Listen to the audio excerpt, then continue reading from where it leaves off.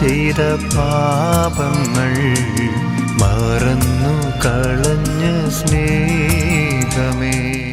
യേശുവിന്റെ ഏറ്റവും പ്രിയമുള്ള കുഞ്ഞെ, സങ്കീർത്തനം 86:13.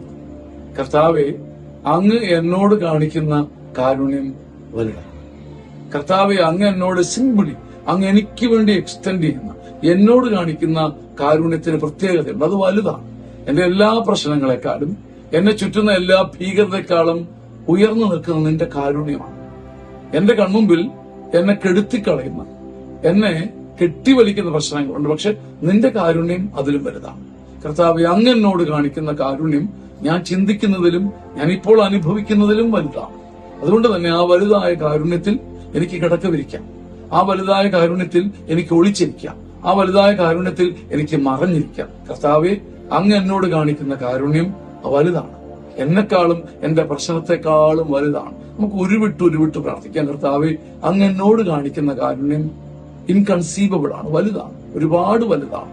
കർത്താവ്, ഈ വലിയ കാരുണ്യത്തിൽ ഞാൻ ചാരി നിൽക്കുന്നു. ആമേൻ, ആമേൻ എന്ന് പറഞ്ഞു മുന്നേറാം. ആമേൻ, ആമേൻ.